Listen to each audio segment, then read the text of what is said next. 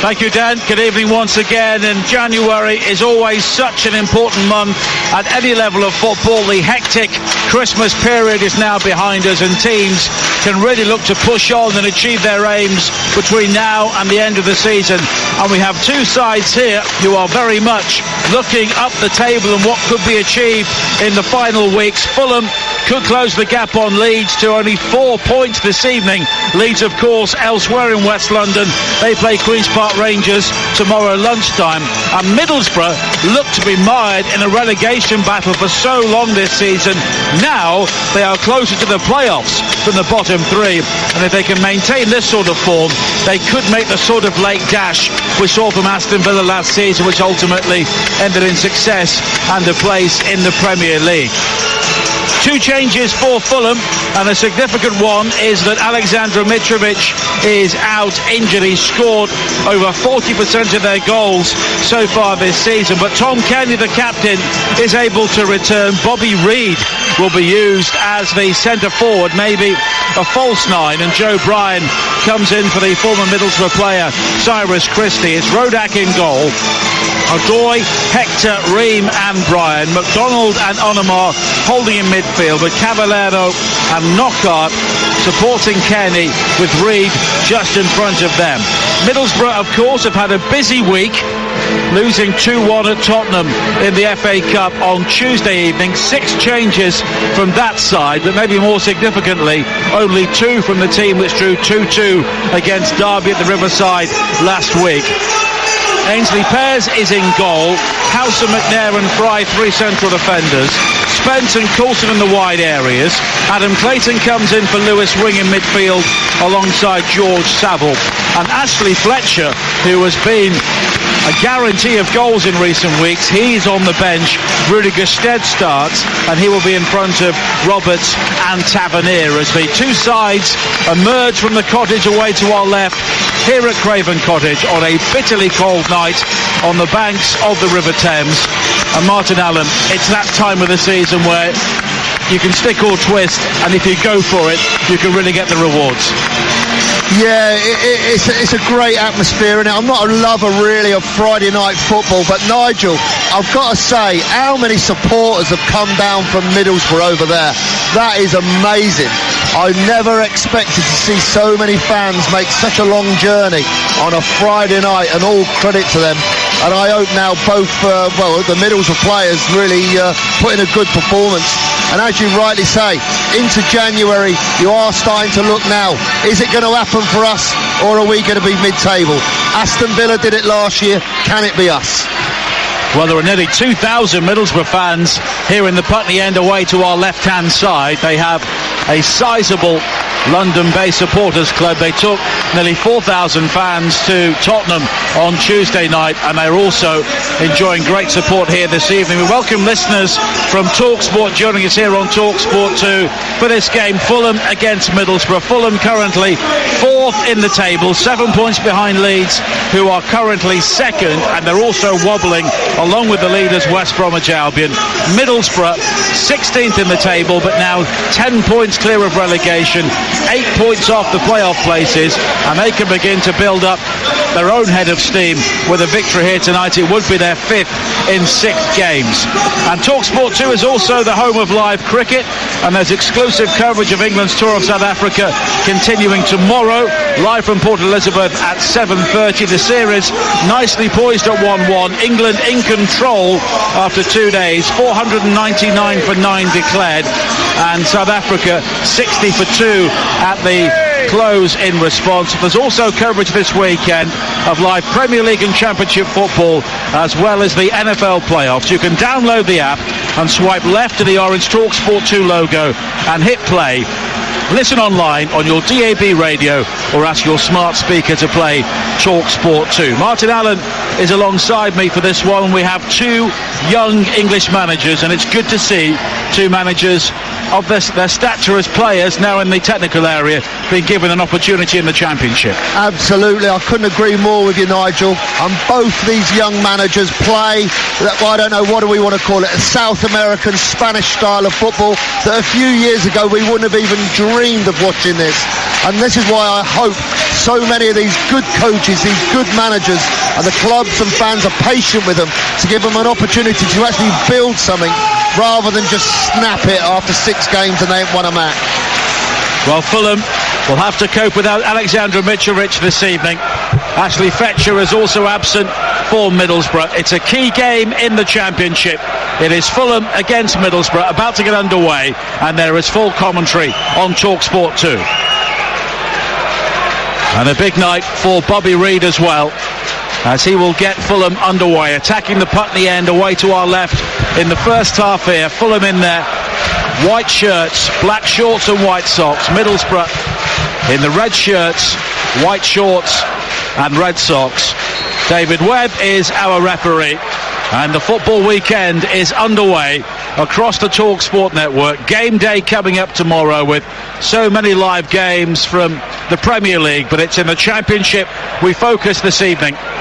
Fulham looking to close the gap on the top two. Middlesbrough hoping to make tracks towards the top half of the table, and Fulham kick off and then hoof the ball straight into the building site on the far side as Middlesbrough have a throw-in onto the head of Gusted, nodded in field, looking for Patrick Roberts, who of course came through the academy at Fulham before moving on to Manchester City, and he spent a couple of lengthy loan spells at Celtic in Scotland. As Odoi comes forward now for Fulham on the far side, their right, into the path of Knockaert. Lovely spin and turn from him, and he's picked out Josh Onomah, who can bear down on goal. Wide to this near side and Bryan on the left. Cavallero makes the dart into the penalty area. Howson just forcing him into the wider area, and Howson does well in the end to rob Cavallero, but it's won back by McDonald, who has been given a run in the Fulham midfield once again. Now Onomah back towards McDonald, and the home crowd, as you can hear, appreciating the style of football from the home team, as Reid, coming deep on the far side, finds Odoi, and Odoi goes back towards Michael Hector, who of course was finally able to play in January after completing a permanent move from Chelsea, where he seemed to be permanently out on loan for several years. Now a back heel from Reid, finding Cavallero. Kenny, wide to Knockaert, who cuts in field from the right-hand side into the penalty area. Solid challenge comes in from Coulson. Knockaert appeals for the free kick, nothing given. And here is Knockaert again now, with a burst into the box and a driven cross, which is gathered well by Pears at the near post.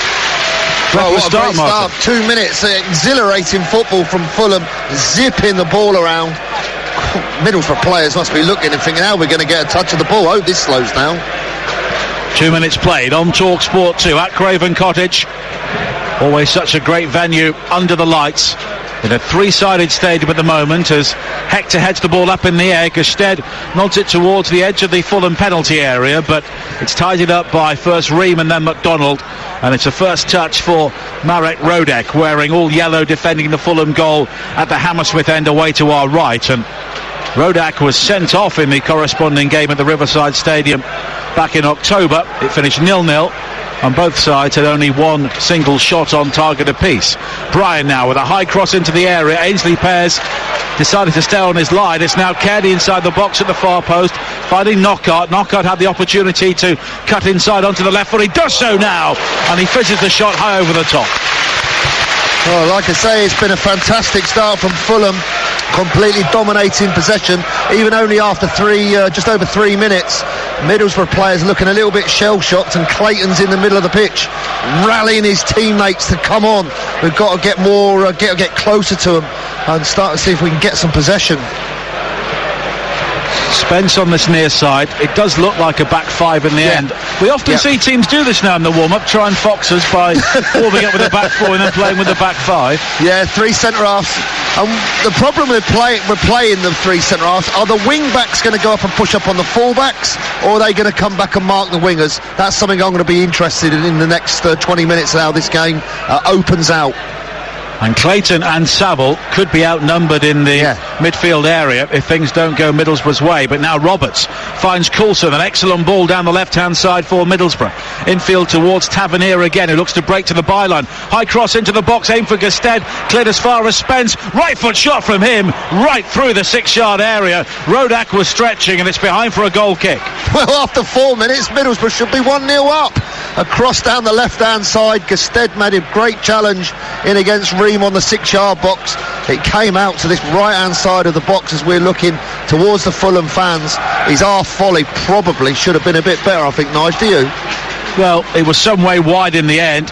He had time to set himself, Jed Spence, another player who came through the academy here at Fulham before heading north, and he's really impressed. Well, he was here as a player? Yep. Both he and Patrick Roberts were. Of course, Roberts had more of a fanfare before moving on to Manchester City. And of course, Roberts moved on. He's 22, still a young player. Yeah. But of course, he's bounced around a few clubs. You maybe contrast that with Ryan Sessegnon, who stayed here for a few years and possibly is further on in his career. Yeah, we've seen that quite a lot, haven't we? The one from West Brom that went out to Barcelona, he's coming back, and we've seen another one from Liverpool go into Italy, but that's another issue for another day, I guess. But here is Spence on this near side. Back to Howson, clipped infield towards Spence, but he's challenged by Reed and has given the ball away. Onomar, another player who was developed at one of the big six. Of course, he was in the Tottenham Academy, and he was the make-weight in the end in the deal which took Ryan Sessegnon to the Tottenham Hotspur Stadium. Now Brian again. Onomar does have a good deal of experience in the Championship, having been on loan at Aston Villa and Sheffield Wednesday in the past 2 seasons, as Odoi almost gives the ball away. He was looking for Ream to make the run inside, and Tavernier almost took it off him. But here is Knockaert coming forward now for Fulham. Back to Kearney now, right side of the penalty area. Kearney with an excellent ball all along the ground, right to left to find Brian now, who attacks the penalty area. Has Spence back pedalling, delivers a low cross. Terrific ball in, and it's finished by Anthony Knockaert, and that is a wonderful Fulham goal. The vision of Kearney, the delivery from Brian, and the finish from Knockaert. Fulham 1, Middlesbrough 0. Well, you've got to say after 6 minutes, although Middlesbrough have had one half chance, it was brilliant play with the ping from the right wing, the switch of play out to Brian, and it's no wonder so many Premier League clubs are looking at Brian. There'll be many scouts here tonight, and they've seen in the final third a bit of magic, moving the ball, a pinged cross across the 6-yard box. A Knockaert, as any manager would want, from the right wing, got himself inside the 6-yard box for a side foot in the roof of the net. It's not been a good start for Borough. Well, it was an outstanding delivery in from Joe Bryan. Spence was really caught in two minds, and it was finished by Knockaert a couple of yards out, and Middlesbrough, well, they had the back five there, all standing there. Yeah, it's been a bit like that overall with their play. I know it's only 5 minutes gone, you shouldn't be too judgmental, but Fulham have just been really sharper in possession and out of possession than Middlesbrough have started this game.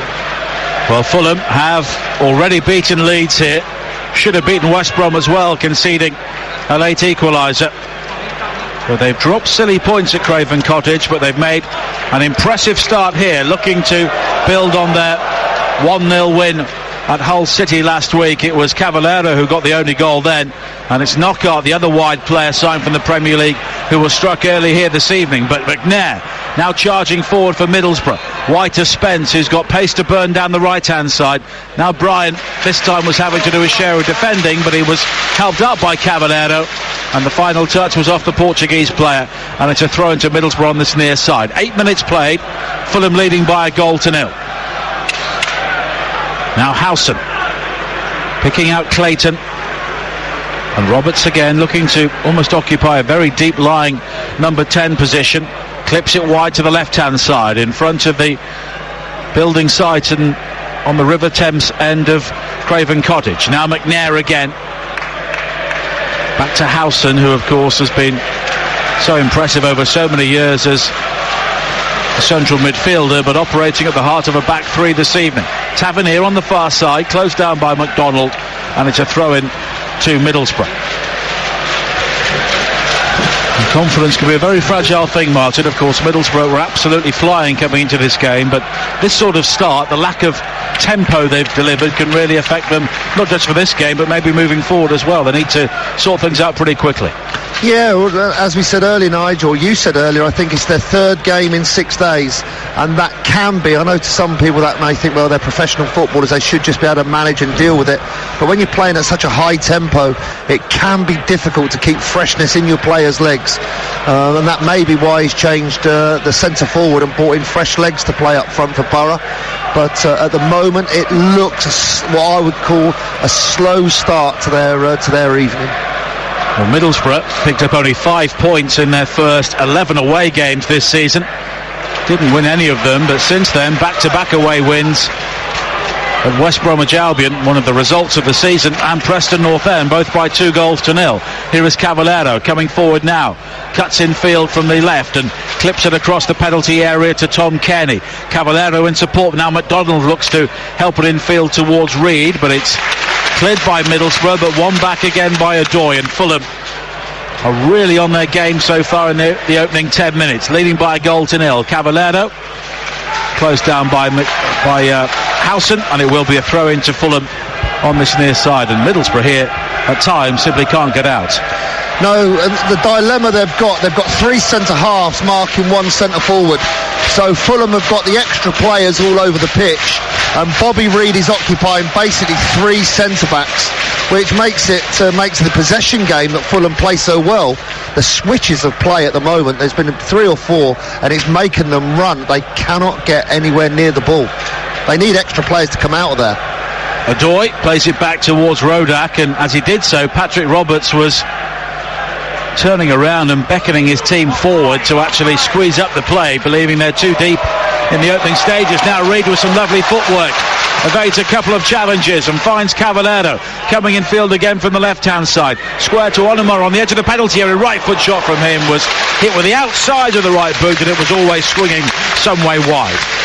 You can see how Fulham get a bit of joy with Cavallero, all right-footed, playing on the left wing, got a lot of pace. He drives inside, and Brian, this attacking fullback that Fulham have got, used to be at Bristol City, I think. Yeah. He bombs forward at pace, and he is available. I can see a real threat there for Middlesbrough, defending down their right-hand side. Well, Cavallero, of course, on loan from Wolves, and Knockaert arriving temporarily from Brighton, and they are players who have Premier League pedigree. Cavallero in particular was a major player for Wolves last season, and when they arrived alongside Mitrovic, it was the general assumption in some quarters that they would simply score more goals than the opposition, and well, Mitrovic has done his job with 18 in 26. Fulham have not been able to impose themselves on the top 2 so far, but there are very much imposing themselves on Middlesbrough so far this evening, as McDonald swings it wide to this near side, a raking ball across the field, fully 70 yards, but Cavallero just unable to keep the ball in play. And Middlesbrough here need to be careful that they're not blown away within the opening 15 minutes. Yeah, it could be like that, it certainly could. It's difficult to explain, but they haven't started, have they? They just haven't started. Headers, knockdowns, little challenges like that one in the middle of the pitch, 50-50. He's gone up and turned his head round the other way and just lost the ball.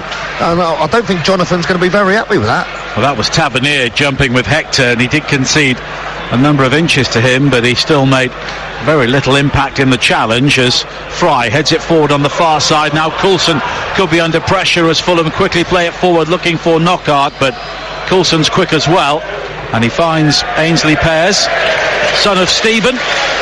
Oh, is that his son? Goal. Yep. He was a good goalkeeper, wasn't he? You could have played against him, wouldn't you? Yeah, I did, yeah. He was a Middlesbrough legend, and his son has done well so far. He's a good size, isn't he? Good shape. 4 clean sheets in 8 games since coming into the Middlesbrough team. How old is he? He is 21. Good age for a goalkeeper as well. Good on him. Well, Darren Randolph has now been sold to West Ham on a permanent basis, so Pears is very much the number 1 with the Spaniard Thomas Mejias on the bench this evening. Now Onomar charging forward again down the centre. Middlesbrough back off as Kearney finds Cavallero down the right. Low ball into the near post is blocked. Cleared as far as Kearney again. Now McDonald And Fulham beginning to pop the ball around in a similar manner to their promotion season a couple of years ago. Here is Knockaert down the right again. Back towards Adoy. Lovely ball inside the fullback to find Knockaert inside the area. Checks back onto his right foot. Onomar's shot. And going down well at the near post to make the save was Ainsley Pears. But Middlesbrough here can't lay a glove on Fulham. Nige, the manager's going to have to change it. He's playing with 3 centre-halves against 1 centre-forward, and whenever they go down the wings, there's always an overload against their wing-backs, with full-backs and Fulham's full-backs getting forward, overlapping. It's just a matter of time before they score again. I'm sure Jonathan's got to be looking at this and thinking, how am I going to do it? What am I going to do? The fact is only 15 minutes gone. It doesn't matter. Tactically, what he's done, he's got to change it, else it's going to be too late. Well, both McNair and Howson could push forward into midfield, and he could leave Fry alongside one of those two and go to a back 4 and push the extra body into midfield. Well, it's the wingers that have got to be marked, and then the fullbacks have got to be tracked. But the 3 extra players that Middlesbrough have got are at centre half, and Bobby Reid he's not even playing up front either. He's playing all over the pitch and going into pockets. So the 3 centre halves have got absolutely no one to mark. Now Adoy charging forward down the right-hand side in front of the mural. And now Adoy's low cross into the penalty area, controlled, unchallenged by Howson, and cleared left-footed long downfield again. 15 minutes played on TalkSport 2, the home of the EFL. It's Fulham 1, Middlesbrough 0. Anthony Knockaert with an early goal, which was really excellently made. Kearney and Bryan involved, and Knockaert tapping in after arriving late into the penalty area. And here is Bryan again now down the Fulham left, finding Cavallero. Here's the switch. And now Kearney, he was looking for that quick switch to the right, but this time he checks back and goes to the left again. And Bryan, Onomar now, who can be used as a holding midfielder, but he's finding so much room at the moment. He now releases Bryan down the left-hand side. His low cross is blocked by Spence, and it will be a throw-in for Fulham by the corner flag, just in front of the cottage on this near side. Fulham leading 1-0, but they could be 2 or 3 up already. Now Bryan again, back towards Onomar. Onomar finding Bryan, and then Cavallero brought into the game down the left-hand side. The wing play always looks to come in field for Fulham, with both Cavallero and Knockaert effectively playing on their wrong feet, as the high ball from Hector again looks to find Onomar, who does well to control the ball on his head and then chest it down by the corner flag. Back to Bryan on the edge of the penalty area. Bryan had Knockaert unmarked at the far post. Onomar now does dig out the cross. Volley cleared by McNair as far as Cavallero, who had the opportunity to strike it right-footed. Now McDonald into Cavallero. Lovely ball from Cavallero back towards Reid, and then Cavallero lofts it high over the top, and what a goal that would have been. Oh, it's absolutely fantastic football. Absolutely brilliant attacking play. The left back here for Fulham, he looks like he's playing for Real Madrid. He's awesome. This boy Bryan from Bristol City, how many clubs must be here watching him tonight? And he started off, he looked absolutely different class. But Spence is getting no support at all, is he? No, he needs one of them centre-halves to come out and play in this full-back position, so he can go man for man with Bryan, and then this guy Howson needs to go man for man with Cavallero, because it's just a matter of time before this game's going to be over. Because Spence is an attacking wing-back, that's his game, getting forward and causing problems, and at the moment he is being cruelly exposed by Fulham every time they come forward on this near side. Here is Onomar again, looking to do that here. Tavernier getting back to make the challenge, and Saville, who we barely mentioned, eventually runs it out of play. Well, the boy from Tottenham, Onomar, how good does he look, Nige? Well, what a good player. I think Fulham fans have been waiting for him to play like this for some time, because he's not been a regular by any means, but now Spence with the back header towards his own goal, and Onomar allows it to drift out for a throw-in on this near side, right by the corner flag. And Onomar went twice on loan to the Championship and found himself out of the side at Villa by the end of the season, and the same was true at Sheffield Wednesday. Of course, Steve Bruce was the manager on both occasions, and he's now here on a permanent basis, looking to really build a career. We're only 18 minutes in, but he has been instrumental in this quick one-touch play, moving the ball, transition so quick. He looks fantastic player. And with Kevin McDonald behind him, he does have that shield to. He's getting a bit old, isn't he? Try and get forward. Well, McDonald is, he's just 30, so he's a steady player in this sort of formation, isn't he? With so much pace and creativity ahead of him. Nigel, got to I was speaking of old McDonald, yeah. Oh. Too quick for me. He's still a good player though, McDonald. Absolutely. He used to play in there for Wolves, didn't he? Yes. Done a fantastic job in that holding midfield player, 6'3", can defend set plays, bit one pace but fantastic on the ball. 19 minutes played on TalkSport 2. Martin Allen and Nigel Adderley talking you through the action here at Craven Cottage, with Fulham leading by 1-0. Tomorrow, don't forget, day 3 of the third test in Port Elizabeth. England in charge, 4.99 for 9 declared, with Ollie Pope and Ben Stokes both scoring centuries today, and Don Best taking a couple of wickets before the close. South Africa 60 for 2, and it's exclusive to TalkSport 2 from 7:30 tomorrow morning. And at the end of the cricket, you'll be able to hear commentary from the Premier League of Arsenal against Sheffield United. Commentary will start on the TalkSport app, and TalkSport 2 will join that game as soon as the cricket comes to an end. As Fulham again causing problems on the far side. Knockaert with some trickery, forcing Coulson into the challenge to win the corner. And it's one-way traffic here with 20 minutes played, and Scott Parker will just want the second goal as soon as possible to not give Borough a sniff. I wonder if Jonathan Woodgate has asked those substitutes of Middlesbrough to go and warm up now with 20 minutes gone, and he's going to be brave enough to make a change to his formation. The corner whipped in. Onomar with a free header, should have scored. Found by Cavallero. Onomar, head in hands at the far post, 4 yards out, failed to hit the target. He'll be very disappointed at that. When you have, Nigel, when you have this such good form and good play in your team, you've got to get this game should be over. This game should already be done and dusted, and Scotty would be really disappointed. That should have gone in off that corner, 2-0, place is buzzing and rocking. He's unmarked. Yeah, no, he just turned his head on it. Nobody near him. I mean, they've got, again, there are 6 red shirts there. Nobody was watching Onomar. No, and they've got 3 centre-halves playing out there and a centre-forward up front there, Gusted, who's about 6'5", isn't he? Be very disappointed if you were Jonathan. I'm surprised he's so passive over there. Well, he does have players warming up at the moment. You look at the bench, I mean, they could bring on Lewis Wing, I think would be the more likely, to give them some energy in midfield, and maybe he could also play in the wide areas and possibly track the runners from midfield who are dominating this game for Fulham at the moment, as Hector heads it forward. A cushion header from Caddy, wide to the far side, and Caddy again picks out Bobby Reid down the centre, rides for challenge, and then the second effort is blocked by Howson and spins high over the top. Well, a goal kick's been given by David Webb, but he then corrects himself because we could quite clearly see that ball balloon over the top from Johnny Howson. What was the referee thinking of? He's hit the shot, the defender's put his foot in the way, he scooped off the defender's foot and looped 20 foot over the goal, and the ref gave a goal kick. Gordon Bennett. But again, Fulham finding those angles which Middlesbrough can't cope with around the penalty area. Knockaert will take the corner again at the Putney end.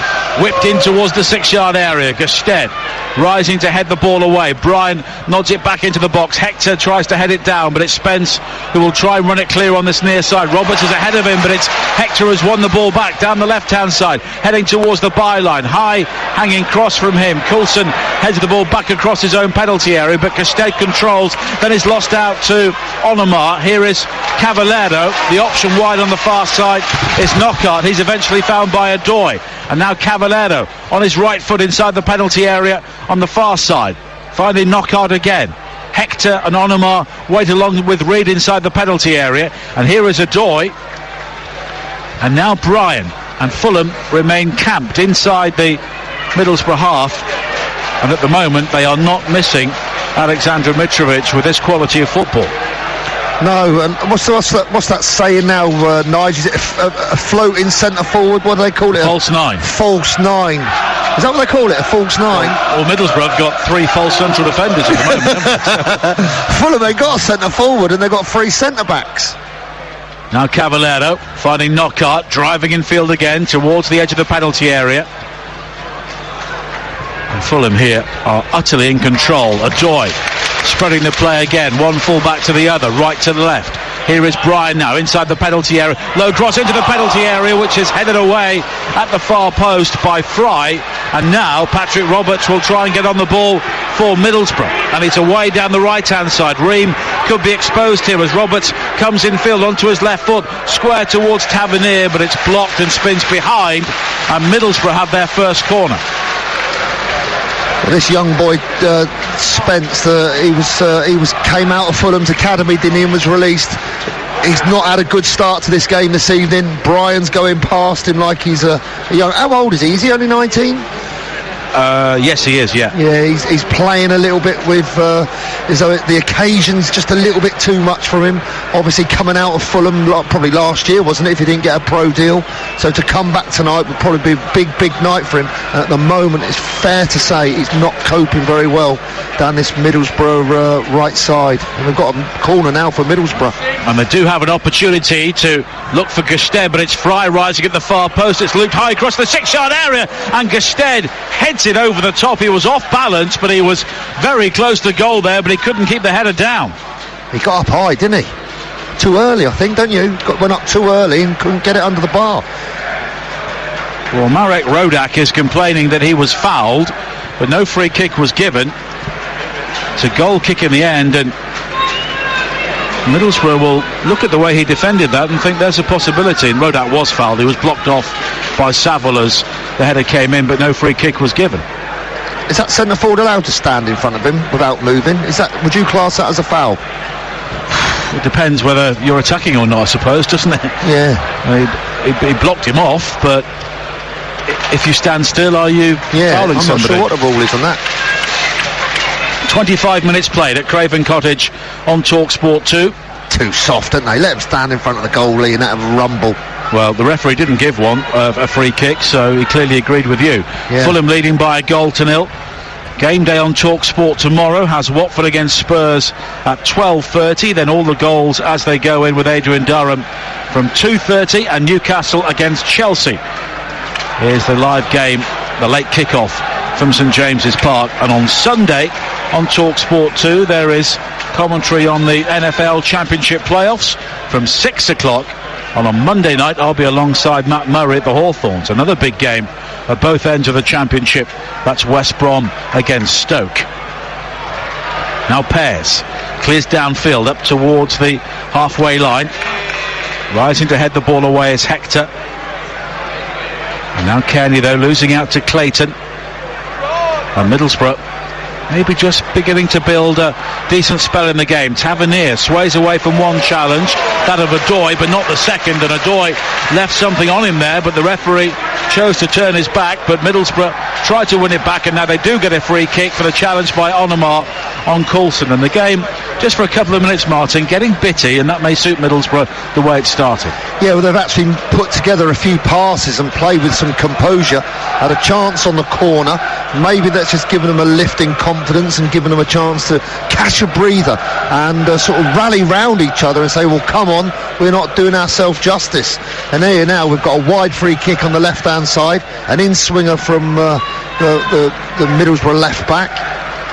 And it's McNair who will swing the ball in. High to the far post. Fry completely unmarked. Looks to win the header. Didn't quite get hold of it. Adoy did enough in the end. And it's run clear by Cavallero on this near side. And now McDonald curls it forward. It's misjudged by McNair. Here is Kearney in the centre circle. Lobs it wide to the far side, the right. And Knockaert.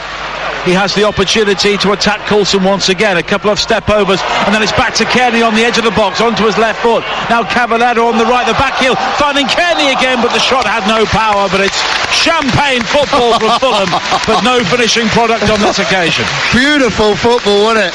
Champagne football, I like that, Nige. What a bit of skill by Cavallero off the 1-2. Wasn't that fantastic play? Loving that. You'd pay to watch that, wouldn't you? Well, they have played some terrific stuff so far, but with 28 minutes played on TalkSport 2, it is still only 1-0, but it could be 4-0. But then again, Gestede had a really good chance to equalise, but that really sums up the championship. With all due respect, and I'm not sure what's his scoring record, Gestede, over the years? Well, he had a run where he seemed to score with a header every single week when he was playing for Blackburn in the Premier League. I mean, his goal at Preston, in a rare start for him last month, was his first since February 2018. So, but he's had lots of injuries and not too many starts. Yeah. And now Fulham play themselves into trouble on this near side. Bryan unable to keep the ball in play, and Middlesbrough have it on this near side with Howson. Now McNair, but very quickly Middlesbrough have gone all the way back towards their goalkeeper. Ainsley pairs away to our left-hand side. McNair, long and high downfield, looking for Spence. Nodded clear though by Bryan. Saville inside the centre circle. Good ball to find Tavernier, and the space for Coulson wide on the left-hand side. Three wait for the cross. It's deflected, the cross, and it's off the crossbar, and it's turned behind by Bryan eventually. Gestede was inches away from scoring the equaliser, but Coulson's deflected cross taking out Rodak, and it came off the underside of the crossbar. Our underside of the crossbar, and instead of just going into the goal, underside of the crossbar, and it bounces out probably by about a yard or two and spun away from a corner.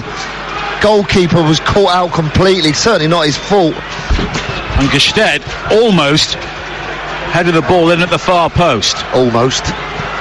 But it popped off the top of his head. He was out of position. Tavernier's corner in towards the near post, and again it's lobbed over the top, and this time a goal kick has been given.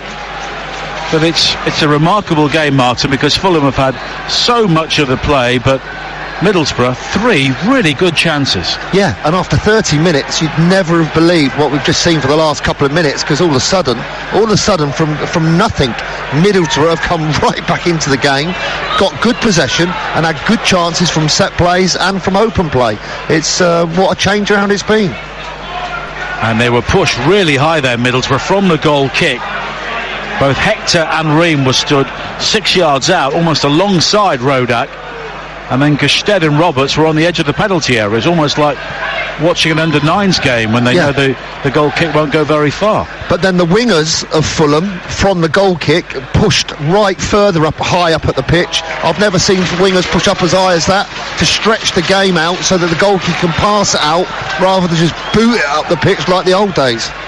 Now Bryan, infield towards Kearney again, and it's been more like the old Tom Kearney from Fulham so far this evening. He does have 6 goals so far this season, but he will be the first to admit that he's not been able to generate the sort of consistency he enjoys, as Gestede clatters into Rodak on the edge of the penalty area as the Fulham goalkeeper clears, and there were 1 or 2 words in the aftermath of that, but I'm not sure they were too friendly as well. Did he smash him, Nige? No, I don't think so, did he? Just toughen up, man. And he bumped into him, didn't he? If that. 32 minutes played. Fulham leading by a 1-0, and it's been a fascinating game. Fulham have played all the football, but Middlesbrough have had some really good chances to score the equaliser.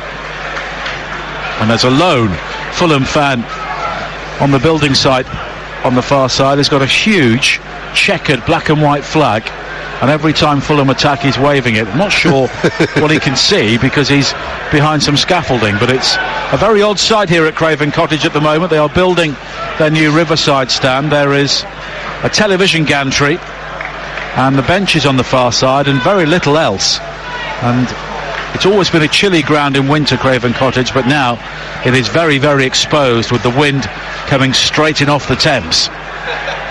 As Knockaert is fouled midway inside the Fulham half.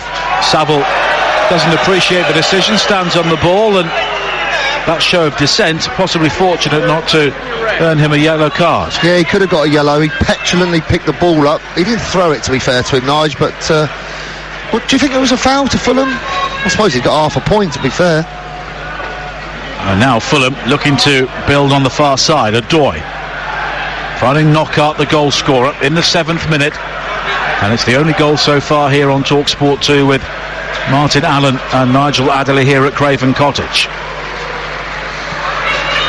Now Hector, wide to the far side, and Ream. And both of the central defenders have looked vulnerable for Fulham when Gestede gets the ball in the right areas, and that's something Jonathan Woodgate will be keen his team work on the longer this game goes on. But he's very good in the air, isn't he, Nige? There's no doubt about it. He can head it. That's his main threat, isn't it, really? Set plays, you can see him being a problem. Now Knockaert lays it in field towards Kearney on the front foot once again, wide to the left hand side, and Bryan a burst into the area, finding Cavallero, who was driven wide by Howson. Cavallero though does well to stay on his feet and find Onomar. Infield to Kearney again, who is really pulling the strings for Fulham in the first half. Cavallero on towards Onomar on the left corner of the penalty area, shuffles away from Spence and looks to head towards the byline.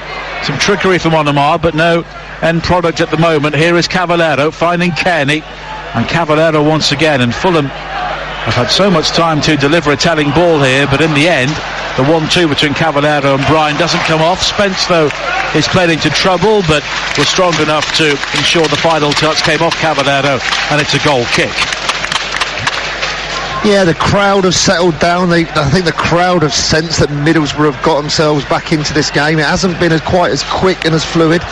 But Nigel, I would say I very rarely would see a game at this level that you could play that way, like they play for 30 minutes throughout the duration of 90 minutes. There's going to be spells where the opposition get into it. And Middlesbrough's recent form, I'm surprised they started the game so poorly. 4 successive wins for them before that 2-2 draw against Derby when they conceded in added time at the Riverside last week. They won only 4 of their opening 22 games, and they were really in the relegation mire, inside the relegation zone as recently as late November. Some run then, isn't it? It is, it really is, but it just shows in the Championship it doesn't take too much to kick on and put yourselves into a position. We were talking to a member of the Middlesbrough staff in the press room before the game, and I said, what about a playoff run? And he laughed at me. But the main thing for Middlesbrough, I think, this season is to stabilise and at least ensure they're in the Championship next season. Yeah, and to bring these young boys through and give them experiences of, like tonight, of what it is like to play against decent players and compete week in, week out. Now Saville has robbed Onomar on the edge of the penalty area. Left foot shot from him is deflected off Hector, and it spins behind for a corner. And Middlesbrough now very much a factor in this game. Saville there, finding Onomar vulnerable 25 yards from goal, and he wasn't too far away from the equaliser. No, it was a poor pass from the Fulham right back into midfield. It went astray, and Saville's capitalised on it. He has got a bite in his tackle, and he's also got a good strike with his left foot. He'd be disappointed with his 25-yard shot there that he didn't really test the Fulham goalkeeper. Ali McNair will take the corner, an in-swinger from the far side in towards the near post. This time Rodak comes through the crowd to punch, and Reid will try and run it clear here for Fulham, but the clearance is deflected. Adoy then heads it forward towards the halfway line, and Cavallero, Coulson is all over his back, but Cavallero is a very strong player, a real physical specimen, and he holds him off and eventually ensures that Fulham have a throw-in bang on the halfway line in front of the benches on the far side. Now Onomar finding Cavallero down the Fulham left, and it's clipped wide towards Bryan. Bryan has the opportunity to bring it forward with Knockaert's help, and the 2 wide players have switched sides here for Fulham momentarily, and that may suit them. Here is Hector finding Kearney on the far side. Now Cavallero, and Adoy had the opportunity to bring it forward, but he's more watchful. But Cavallero now looks to work the 1-2 with Kearney. Kearney was caught after playing the pass, but Cavallero continues, but Coulson is able to clear by the corner flag on the far side. Now Kearney for Fulham. A spin from Adoy to evade the challenge of Roberts, but Middlesbrough do eventually win it back, and they'll look to break now. Roberts down the centre, able to hold off a couple of challenges. He's found Tavernier in space. He can break into the penalty area. 4 red shirts wait for the cross. It's high and deep, looking for Gestede, who nods it down behind all of those red shirts, and it's volleyed clear by Hector. Another chance. Yeah, another chance, and they've just been giving the ball away from what we saw at the beginning of the game. Such exquisite passing, fast, good movement, and now it's just gone a little bit flat and they're losing their way. And I hope the crowd stay with them, Nige, because when you are a passing team, when you start to hear the groans, it can knock the confidence of the players, because all around the stadium you can feel it out in the middle. You don't really want the ball. They've got to encourage their players to keep playing and keep moving the ball. I'm sure more goals will come their way. Tavernier on the halfway line, far side, the Middlesbrough left. Infield towards McNair. 6 minutes to play in the first half on TalkSport 2, the home of the EFL. Fulham leading here by a 1-0. Anthony Knockaert in the 7th minute, and there could and should have been more for Fulham following that, but Middlesbrough have come back strongly in the last 10 minutes or so, although Jed Spence has been penalised for offside, and it's a free kick for Fulham just in front of us. And Middlesbrough, since their 4-0 defeat against Leeds in November, have picked up more points than any other Championship side, 17 in 8 games. And you can see, even in the midst of the difficult spell they had early on, they stayed together, and now they're coming forward with Spence, but the cross from the right-hand side is way overhit into the Hammersmith end, and it's a goal kick. Fulham had all the pressure and some chances, but do you put it down to Middlesbrough's durability that it's only 1-0, or Fulham's wastefulness? I would say Fulham's inability to finish off clear-cut chances. Good opportunities, especially from the corner that we saw, and there's a few other crosses gone in, particularly down this left-hand side, where they've not taken their chances. And now the game, they're not moving with as much fluidity and exchanging and changing positions as they were. And now we've gone back to kind of the old style of just you against us, rather than we will dominate possession and we will control the game. Scotty at half-time's got to be looking at his players and saying, we've got to get back on the ball, be brave to get back on it, move it around the pitch, get control of the game, more chances will come our way. But if it stays like this, Fulham will be 4 points behind Leeds before they kick off at lunchtime tomorrow at Queen's Park Rangers, and the pressure is building on the top two. And they were 12 points clear at one stage before Leeds? Christmas. Well, Leeds and West Brom. Now Reid, twisting and turning midway inside the Fulham half, goes down but doesn't get the free kick. And of course West Brom are at home to Stoke, live on TalkSport 2 on Monday. And I know Leeds and West Brom fans will disagree, but it's good. We may have a promotion race rather than a procession. Yeah, well, I saw Leeds last year play at Reading at the end of January on a Tuesday night, and Leeds were absolutely fantastic. And I drove away from the Madacey Stadium, and I thought nobody's going to be able to touch Leeds. They are so far and away better than everybody else. Fitness, organisation, the team were superb on the night. And then to see them drop so many points over so many games, over so many months, it was a real shock, a real surprise.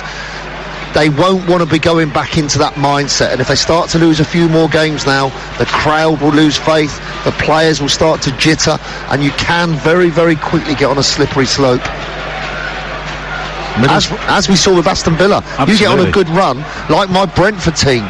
You know, it's been unbelievable what's happened at Brentford, and at the moment you've got to say that Brentford are going to be there. Well, they are the best side on form at the moment in the Championship by some distance. Now Howson with a high ball forward for Middlesbrough. Ream rising to head the ball clear, and now Fulham look to work their way through the thirds, and Reid got fortunate there. It was a poor ball wide to the far side, the right, but it was gathered by Knockaert, but Fulham don't make anything of it, although Knockaert is convinced he should have had a free kick, and he heads towards the referee David Webb, arms outstretched. You know, I think he had a point. He made a poor pass out to the overlapping Kearney, but the ball was overhit, but he had been pulled back with his shirt, and I think the referee should have actually brought it back. Now Coulson with a dash forward, showing some enterprise for Middlesbrough, halted by Onomar. No free kick was given there, but then a challenge on Tavernier does earn Borough a free kick just inside their own half on the far side. 90 seconds of normal time to play in the first half at Craven Cottage, with Fulham leading here by a 1-0, and that gap will close on the top two And as Martin said, Brentford are also looking superb at the moment. We had them on TalkSport 2 last Saturday when they demolished Queen's Park Rangers in the first half of that game. They're at Huddersfield tomorrow, a team who are just having a difficult spell at the moment. So Thomas Frank has signed a new contract this week, and you can see why, because they are building something and they have got the players in place this season that could take them a long way.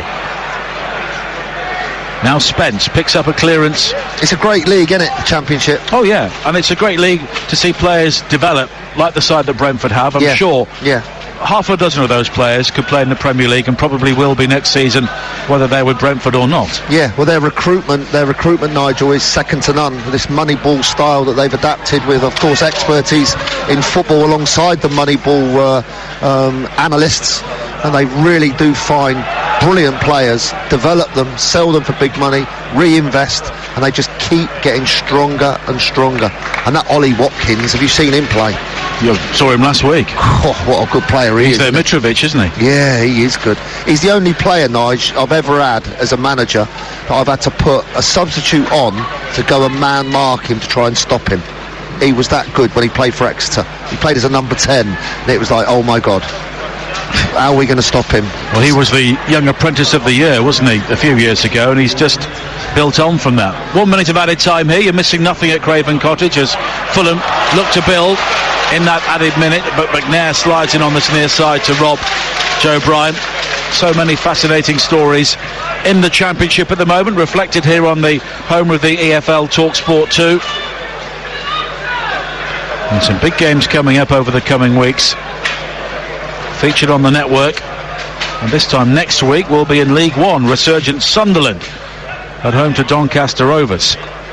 They've had some good results, Sunderland, haven't they, recently? Yeah. The fans were calling for Phil Parkinson's head. Now they're in the playoff places. Are they? Yeah. He's a good manager, isn't he? Why are they calling for his head? Well, team's been rubbish for a couple of years, hasn't it? That's one way of looking at it. Here is Reid now, 20 yards out for Fulham. He's won the ball and he's got support from Kenny, but in the end Middlesbrough just get bodies around him on the edge of the box and it spins through towards Ainsley Pears. That's it. And that is half-time. Well, it's been a very watchable 45 minutes, and the Fulham crowd rise to acclaim their team. They were scintillating in the first half hour or so. Anthony Knockaert finishing off an excellent move to give them the lead in the 7th minute, but Middlesbrough found their shape, found some togetherness, and they themselves created 3 clear-cut chances the closer we got to half-time. Half-time, Fulham 1, Middlesbrough 0. Thank you, Dan. There don't look to be any changes made by Middlesbrough at the start of the second half. Fulham are yet to emerge from the cottage down in this near corner. Rudiger Stead is having words with James Tavernier at the moment, and he's the key man, isn't he, Gusted? He needs the service to really make the most of his attributes. Yeah, he does. What are his attributes now? He's heading it. Heading the ball, yeah. Yeah. Because he don't look great on the ball. I'm not sure he's actually kicked it yet, has he? No, but he had one header off balance. He's nodded a few balls across the penalty area, and there's no doubt Fulham are vulnerable, aren't they, in the air? Yes. Defensively, that's been an issue for them for the last few years. Well, at the far post on free kicks and corners, he's a threat. Crosses from wide areas to the far post is definitely a threat. But I think he needs to up his game a little bit, because he could have also had a couple of headed goals to get them back into it. But I think overall the whole team needs to up their game. Who's that number 7 up front there for? Pardon? Tavernier. It just needs a whole lift about the whole team. He's persisting with the 3 centre-halves and 2 wing-backs, and they are going to leave themselves vulnerable going down defending the wings. Well, Fulham are out for the second half, so here are the 2 sides for you once again. Fulham, Rodak in goal, Adoy, Hector, Ream and Bryan the back four, McDonald and Onomar in midfield along with Kenny the captain, Caballero, Reid and Knockaert are the forward players. For Middlesbrough, Pears in goal, Hauser, McNair and Fry, 3 central defenders. Spence and Coulson in the wide areas. Clayton and Saville often swamped in midfield, with Roberts and Tavernier playing behind Gustet.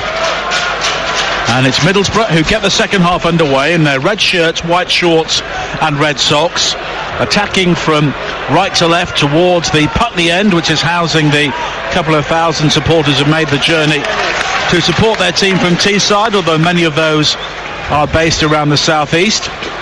As a high ball is played forward towards Gusted, nodded on, and then cleared away by Adoy on this near side for a Middlesbrough throw-in. And of course, although Fulham dominated the start of this game, different sort of game now, only leading by a 1-0, and we welcome listeners from TalkSport to our TalkSport 2 commentary here at Craven Cottage, where the early goal scored by Anthony Knockaert divides the two sides, and Martin Allen is alongside me. And at times in the first half, Martin, Fulham looked like a Premier League team, but they didn't put Borough away, and that's the danger for them. Yeah, it certainly is. They played some scintillating football, out from the back, non-stop quick passing, interchanging positions, 1 and 2 touch, absolutely brilliant. But after half an hour, for some reason, the game changed, and Middlesbrough got back into it, had a couple of half chances, it quietened the crowd down, and now we'll see if the half-time chat from Scott Parker and the fact that the supporters have probably had a good old hot drink to get them going, because it's freezing down here, might get a buzz back into the Fulham team. Well, TalkSport 2, also your home of live cricket. There's exclusive commentary of England's tour of South Africa. That continues tomorrow, 7:30 on TalkSport 2 live from Port Elizabeth. And there's also live coverage of the Premier League and Championship, as well as the NFL playoffs across this weekend. You can download the app, swipe to the orange TalkSport 2 logo and hit play. As Fulham come forward now, but a cross in from Bobby Reid on the far side is blocked by Spence. You can listen online on your DAB radio or ask your smart speaker to play TalkSport 2. And Cavallero and Knockaert, of course, are high-profile players for Fulham. Knockaert on the end of a great move to score the goal, but have they offered maybe enough so far? No, I don't think so. I don't think they've done quite enough. I really don't. They've had some good opportunities to clinch it, really. And there was one, just as you were going through your bits and pieces there, Bobby Reid's gone down the left-hand side, and I thought he should have done better, where we've executed in the final third a better finish to put this game away, as we said earlier. Fascinating game here at Craven Cottage. 3 minutes played in the second half. Commentary continuing on TalkSport 2. It is Fulham 1, Middlesbrough 0. And Adoy has a throw-in for Middlesbrough on this near side. Down the line looking for Cavallero, who just stumbles as he's challenged by Fry. And again, he was looking for the free kick, but David Webb has allowed quite a lot to go so far this evening. Doesn't give a free kick there. And Fulham will have to do some defending once again here as McNair tries to probe for Middlesbrough. Tavernier making the run ahead of him, but the pass never finds him, and it will be an opportunity for Pears to clear downfield again for Middlesbrough. And the attendance this evening, 18,375, of course. The capacity drastically cut by the absence of a Riverside stand on the far side. The capacity of around 19,000 at the moment, and it will be for the next 2 seasons. So if Fulham do get promotion during this campaign, they will have 1 or 2 problems in satisfying demand at the highest level, as a long ball is played wide on the far side for Fulham, straight out of play, and Middlesbrough will have a throw-in. And I'm sure Jonathan Woodgate will have had words, but as you said, will they have been harsh words or maybe positive words to say we're still in the game? Yeah, positive, I think. He'd have said, well, come on, lads, it's not as if they've been playing rubbish recently. They've had a draw on 4 wins. They've got themselves into a really good position. The fact they're even talking now about edging the place into the playoffs is quite remarkable after the start of the season they had. And all credit goes to Jonathan and his players for putting himself into that position. But at half-time, no, I think it was, oh, come on, boys. We haven't really made our mark on the game, and we don't want to be going back up north tonight with this sort of performance. Let's give our supporters summer gear for 45 minutes and see if we can get a couple of chances, take one of them, maybe nick a point, and 2. Fantastic, let's go.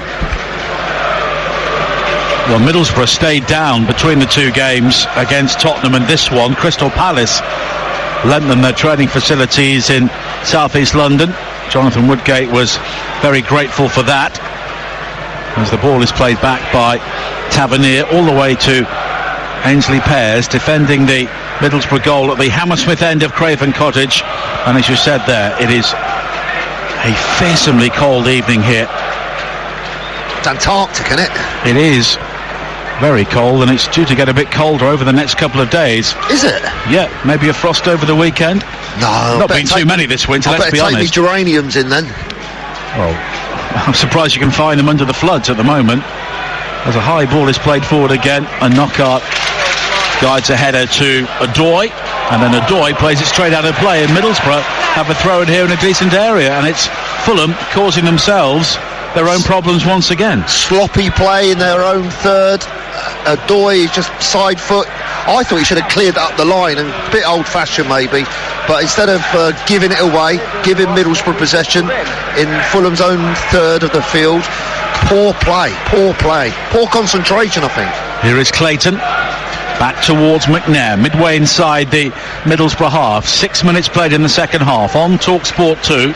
Fulham leading here by 1-0, but there's just one or two signs of anxiety amongst the Fulham supporters around us here, because they were purring in the first half, on and off the field, Fulham, but not quite the case now. Yeah, but Nige, that bloke 3 rows behind us, he's been moaning from the first minute. Even when they was playing fantastic, he was digging the players out.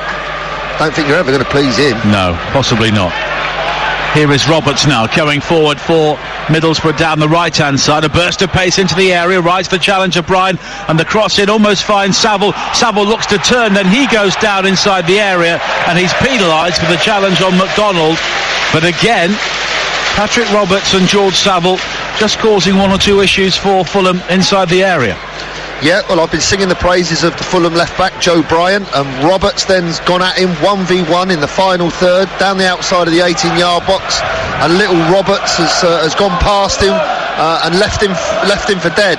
Poor defending 1v1 by Bryan, and that would be a concern if he was here to come in tonight to scout him, to take him up to the Premier League, if he can't win that 1v1 duel in his own third of the field.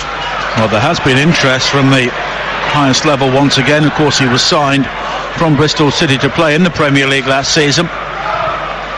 Now Bobby Reid, another former Bristol City player, on loan from Cardiff, and he scored 19 goals during his previous season in the Championship before stepping up with Neil Warnock's team and not quite making the same impact in the Premier League, as Kearney has given the ball away very cheaply to Coulson on this near side.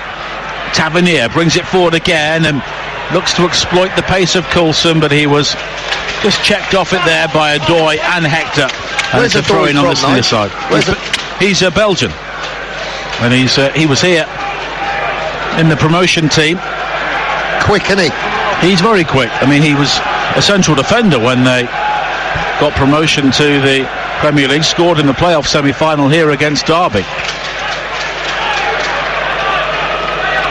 The ball is worked forward towards Reid, but he's looking rather isolated now. We spoke about him being marked by 3 central defenders in the first half, but now they're just a bit tighter, Middlesbrough, and as a result, he's seeing less of the ball as Christian is flagged offside midway inside the Fulham half.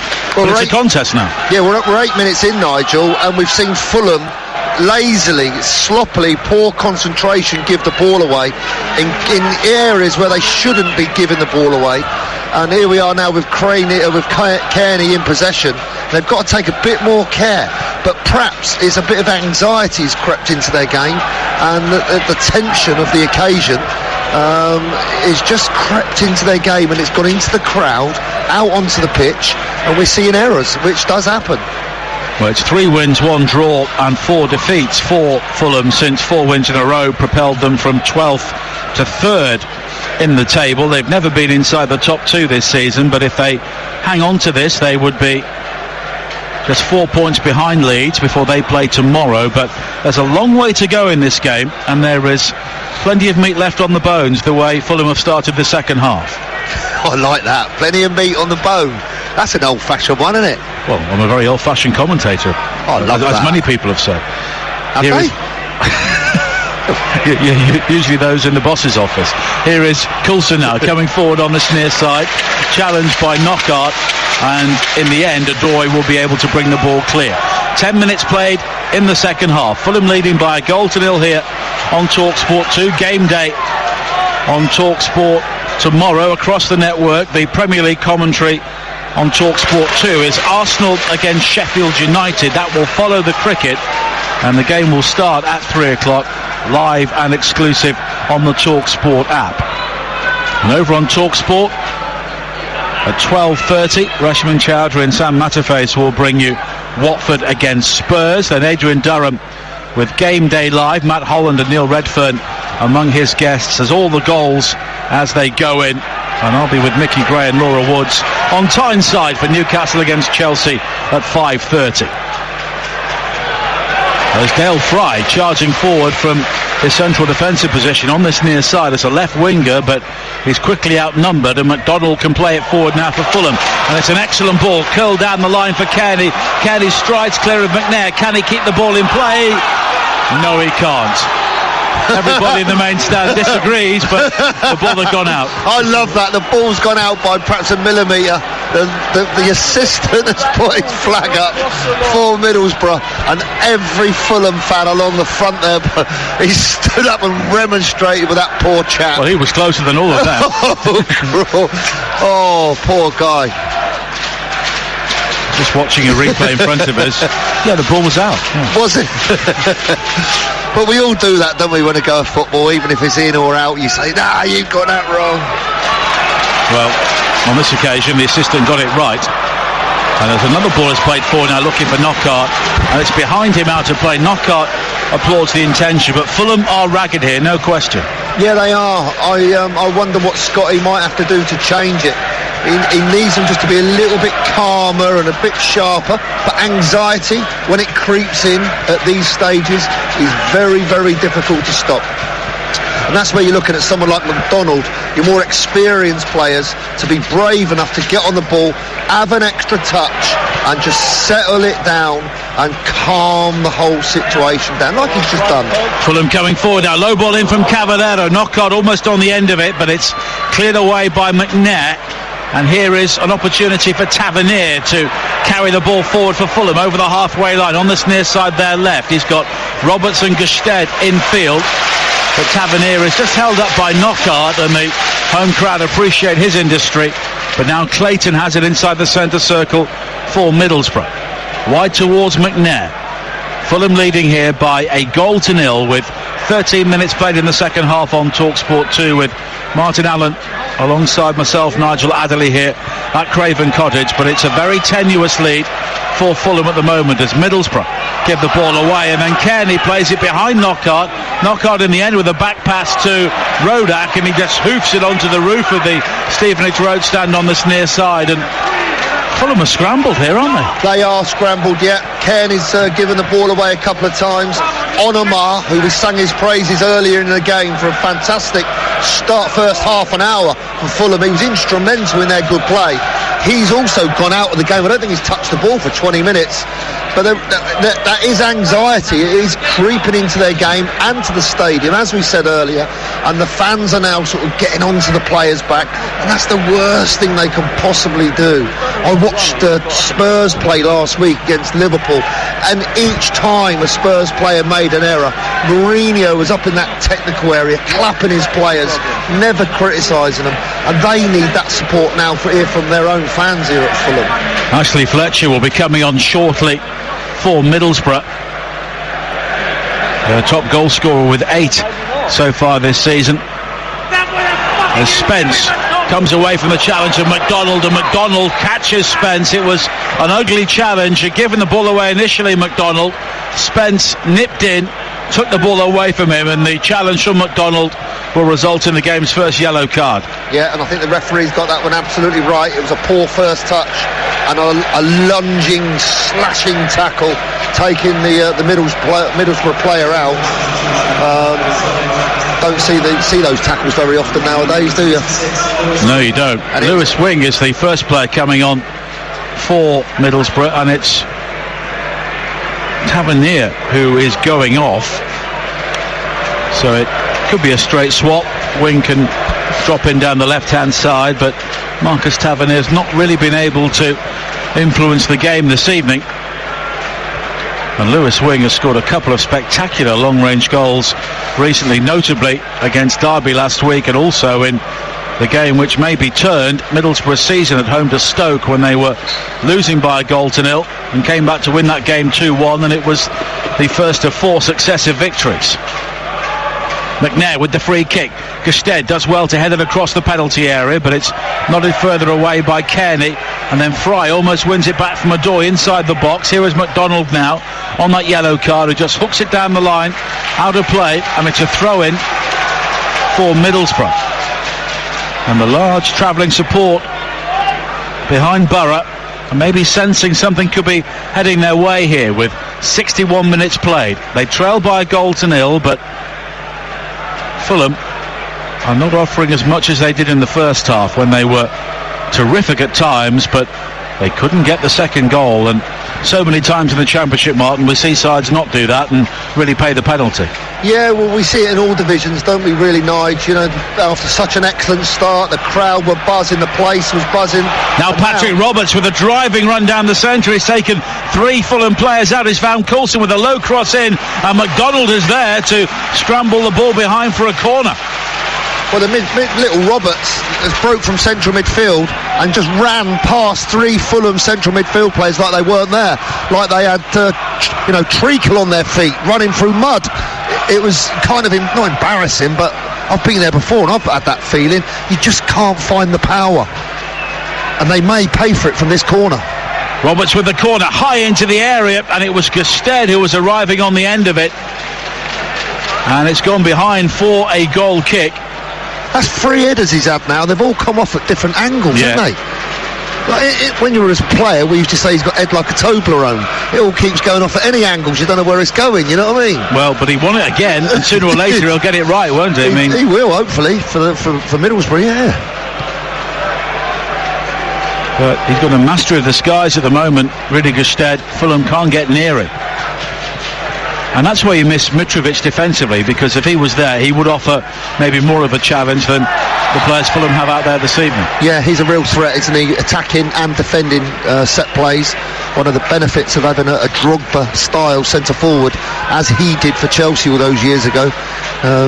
It was Chelsea's main header of the ball. In the 6-yard box, wherever it comes, go and head it. And I'm sure Mitrovic would have taken that role up and had more challenges on Gusted, who looks like having 3 headers. Now Kearney on this near side for Fulham. 63 minutes played on TalkSport 2. It's only 1-0, and at the moment Fulham look edgy. Here is Onomar turning away from Roberts, and it's wide to the far side, clipped down the line by Bryan, but quickly won back by Wing, and Wing looks to divert it forward looking for Roberts, but it's cut out by Onomar, and it will be a throw-in for Middlesbrough in front of the technical areas on the far side. Middlesbrough looking for 3 successive away victories after failing to win any of their first 11 on the road this season. It's been a remarkable transformation.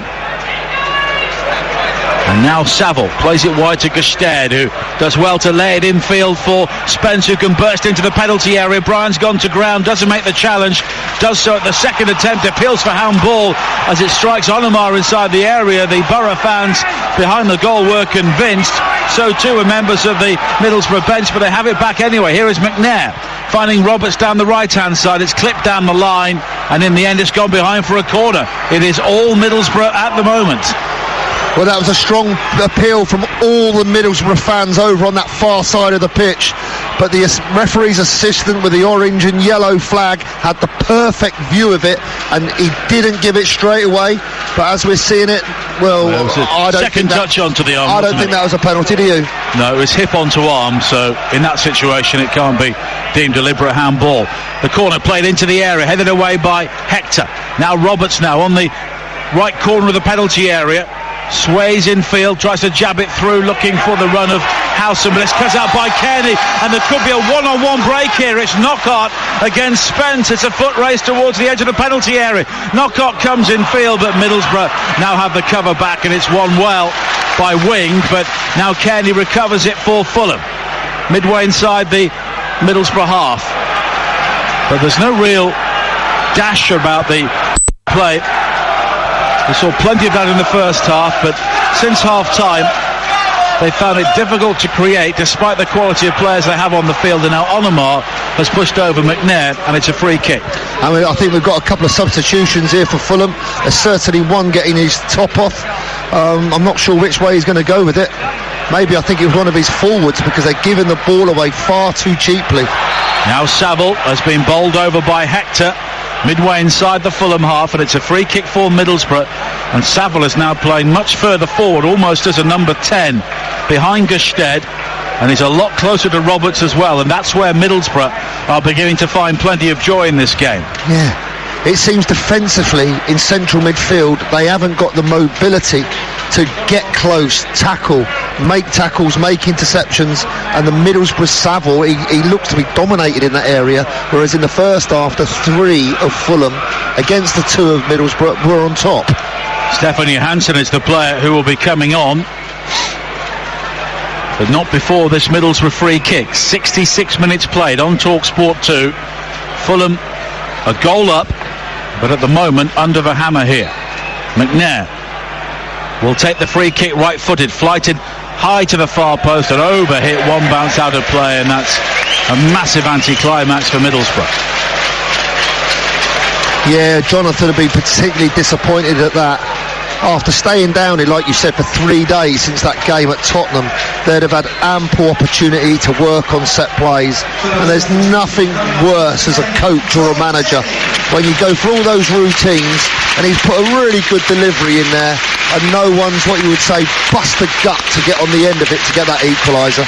Tom Kearney, the player coming off, well, he was terrific in the first half, but we've not seen so much of him since half-time, but you could say the same for the whole Fulham team. Yeah, but I think he has been poor, to be fair, and defensively he doesn't bring you anything to the table. So no, I think it's the right decision to make that change right now. He needs extra legs in there. And where does Johansson play? Is he a central midfield player? Central midfield. He'll be alongside McDonald. I mean, Johansson, McDonald and Kearney were the midfielders who performed so well in the Championship a couple of years ago, and Oliver Norwood was also part of that squad as well. That's better from Fulham. Got to be brave, haven't they, Nige? Get on it and want the ball and show some real courage and bravery to take possession and take the game to Middlesbrough. And now it's Reid who clips it over the top. He was found by Ream, who was driving forward to impress Martin there, but Middlesbrough worked the ball clear, and there's space now in that midfield area for Saville. He's got Coulson sprinting forward down the left-hand side, but he checks back to find Wing. And Wing and Saville have given Middlesbrough much more control of that midfield area, but the pass forward doesn't pick out Roberts, and Fulham should be able to clear here with Adoy on this near side.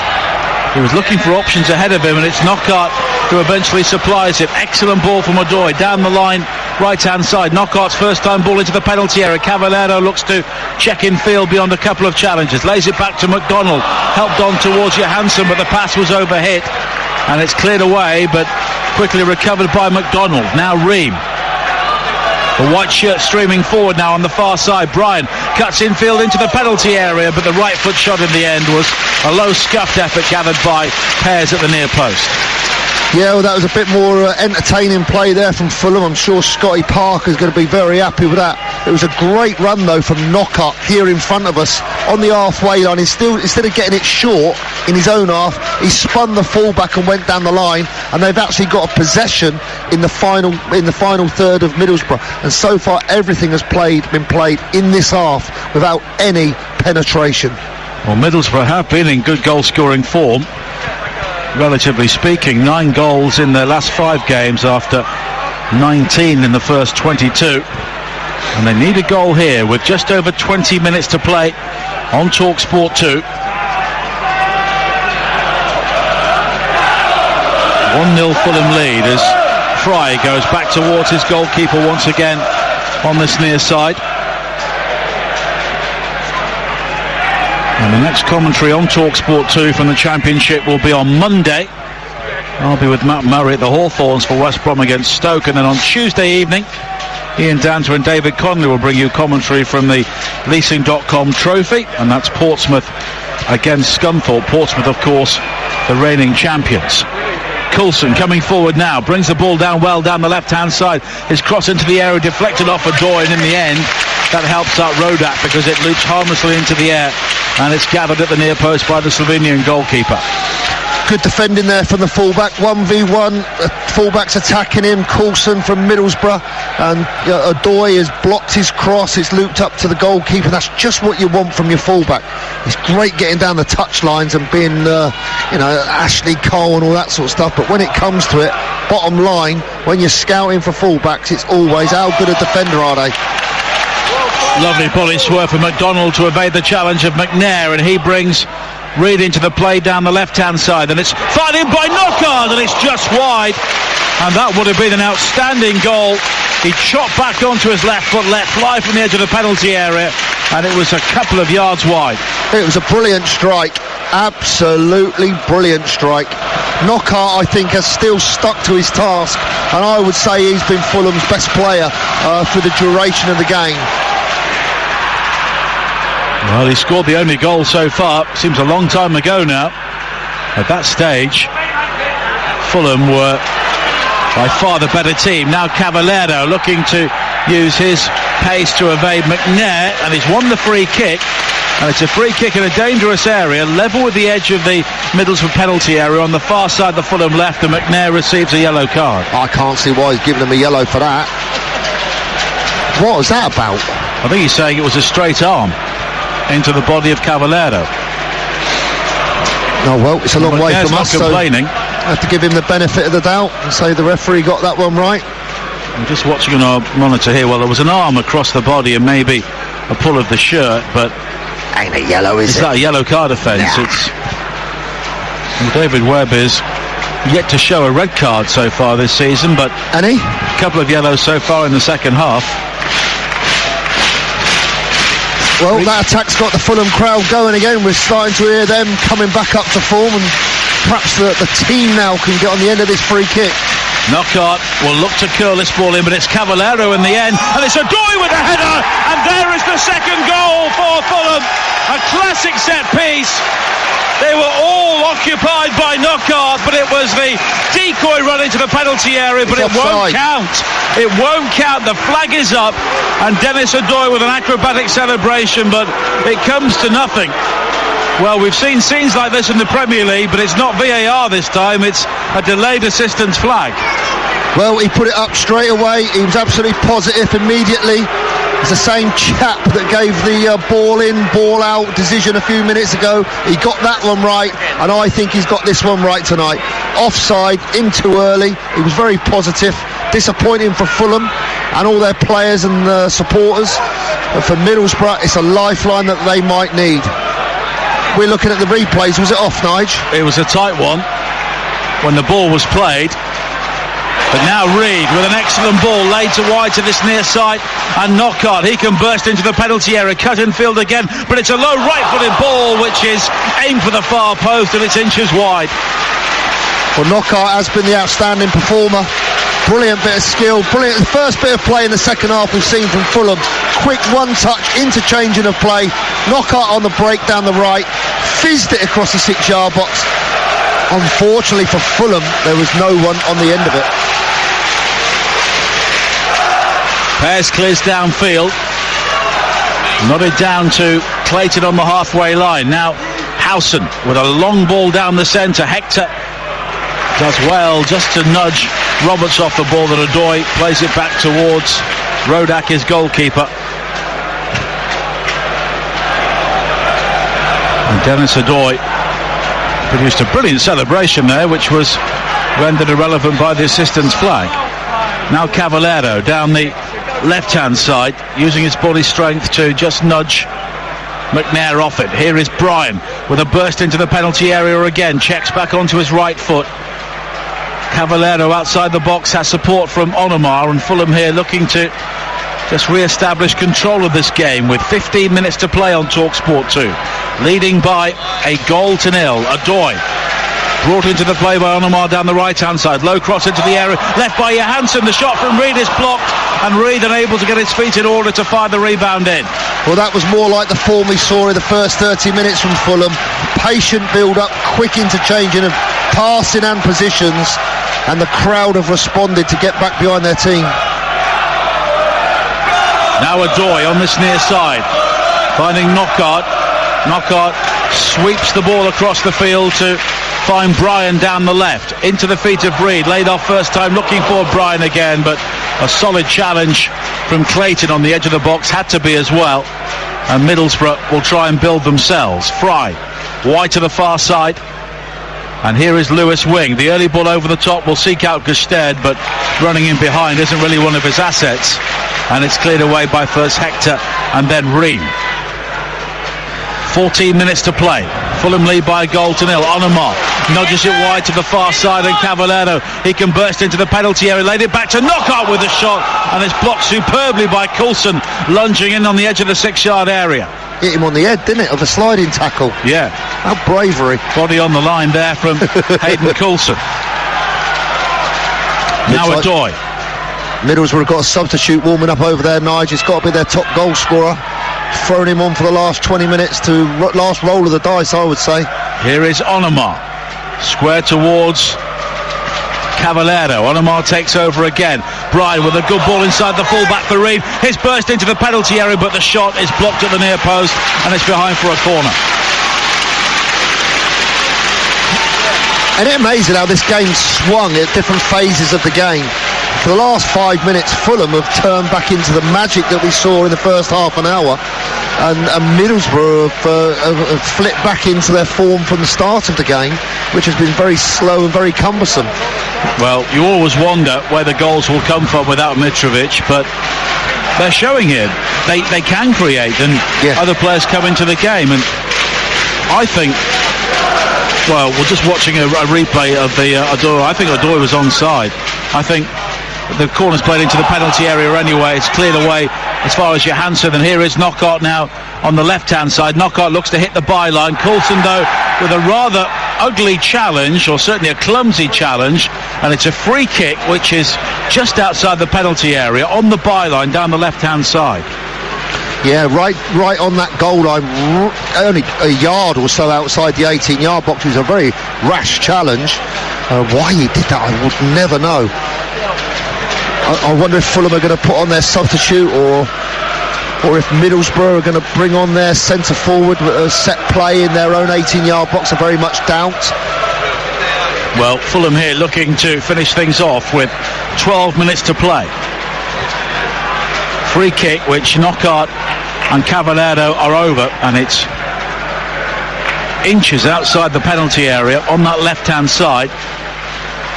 And it's Knockaert who drives it high to the far post. Adoy with another header, and it's poured away by Pears, and then boomed long downfield on this near side by Saville. That Adoy on set plays, that little Adoy on set plays, the right back for Fulham, he creeps into little areas, and that he had another free header on that free kick, as he did from the wide free kick a few minutes ago.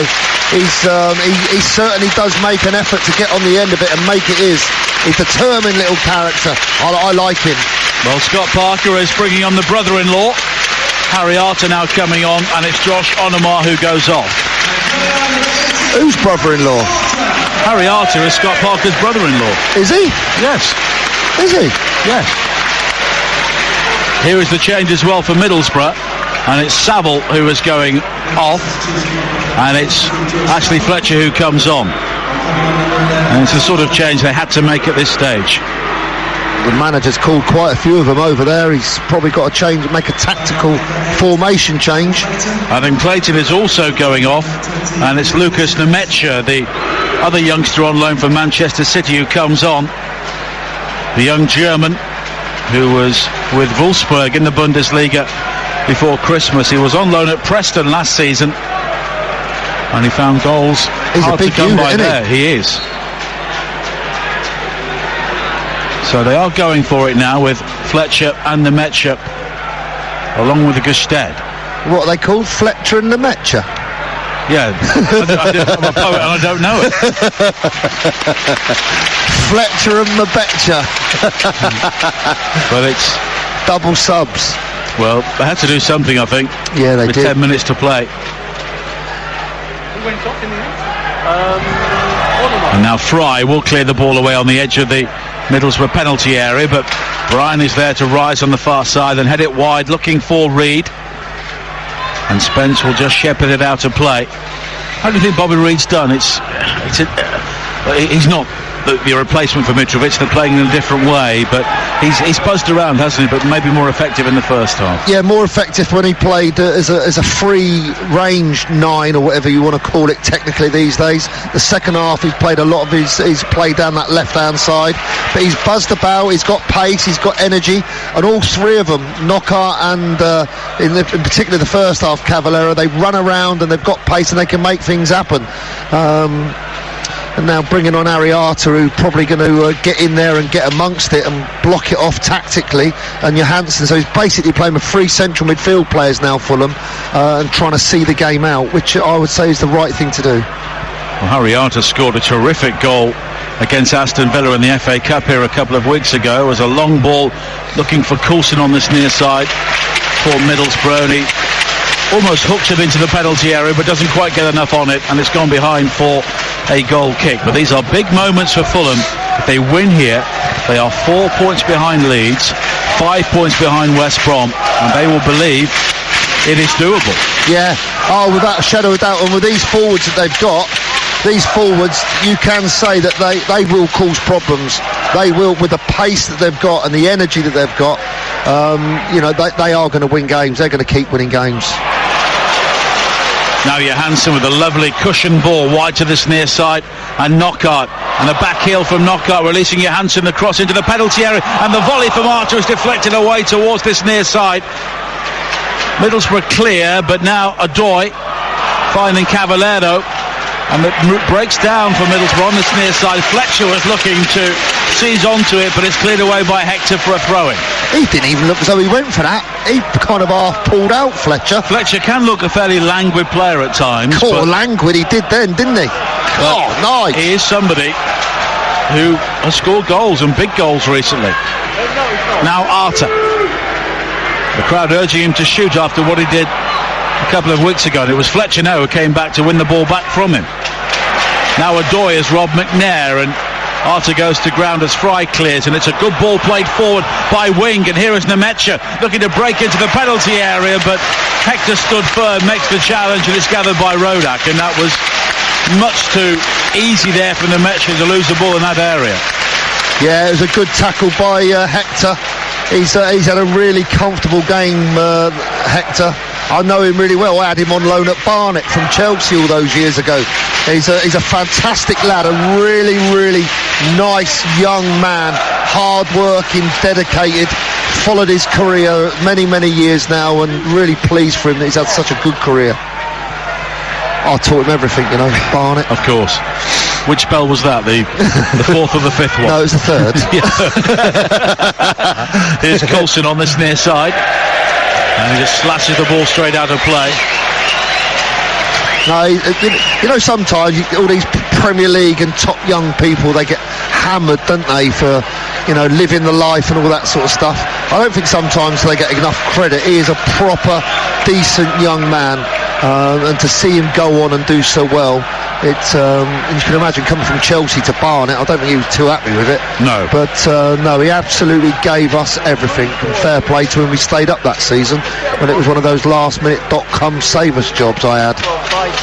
Well, he's 27 now, Michael Hector, so he needs to really find a home. It's been clear for some years that he wasn't going to find a regular spot at Chelsea. As a back heel from Johansson finds Bobby Reid on this near side.